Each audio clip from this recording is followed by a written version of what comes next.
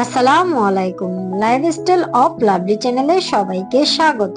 আজকে আপনাদের সাথে শেয়ার করব রেস্টুরেন্ট স্টাইলে ওভেন বেক চিকেন পাস্তা। চলুন তাহলে দেখা যাক রেসিপিটি। পাস্তাটাকে সেদ্ধ করার জন্য আমি ফ্রাই প্যানে পানি দিয়ে দিলাম, 1 চা চামচ লবণ, 1 চা চামচ তেল দিয়ে দিলাম। পানিটা ফুটে আসলে 1 কাপ পরিমাপ পাস্তা দিয়ে দিলাম। তেল দিলে পাস্তাটা ঝরঝরে থাকে, একটার গায়ে একটা লেগে থাকে না। 5 থেকে 6 মিনিটের মধ্যে পাস্তাটা সেদ্ধ হয়ে যাবে। সেদ্ধ হওয়া পাস্তাগুলা পানি ছেঁকে একটা ছড়ানো প্লেটে ঢেলে দিতে হবে। এবার এটাকে ঠান্ডা হতে এক সাইডে রেখে দিলাম। অপরদিকে পাস্তাটা তৈরি করার জন্য একটা চিকেনের পুর তৈরি করব। এর জন্য ফ্রাই প্যানে 2 টেবিল চামচ বাটার অ্যাড করে দিলাম। 1 চা চামচ রসুন কুচি দিয়ে দিলাম। রসুনটা হালকা বাদামি কালার হয়ে আসলে কিউব করে রাখা চিকেনের টুকরাগুলোও দিয়ে দিলাম। এবার অ্যাড করে দিলাম 1 চা চামচ পরিমাপ লেবুর রস। লেবুর রসটা দিলে চিকেনটা খুব তাড়াতাড়ি সেদ্ধ হয়ে যাবে।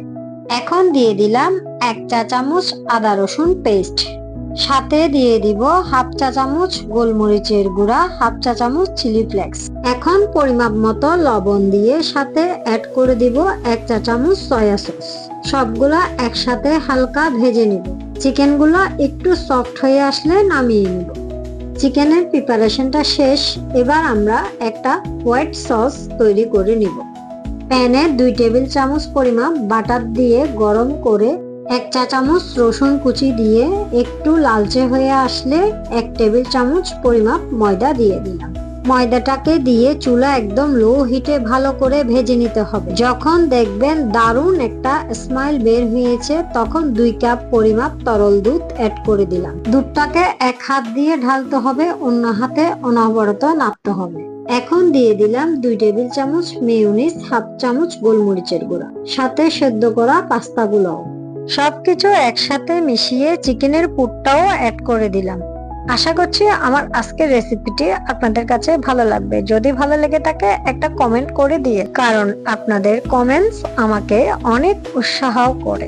নামানোর কিছুক্ষণ আগে হাফ চামচ চিলি ফ্লেক্স দিয়ে দিলাম। এবার চলে যাচ্ছি পাস্তাটাকে বেক করার প্রসিডিউরে। ওভেন প্রুফ যে কোনো একটা বাটি নিয়ে প্রথমে একটা পাস্তার লেয়ার দিতে হবে, তারপর 1 লেয়ার উপরে চিজ দিয়ে দিলাম। আবারও 1 লেয়ার পাস্তা ছড়িয়ে দিচ্ছি এবং উপর দিয়ে পর্যাপ্ত পরিমাপ চিজ দিতে হবে।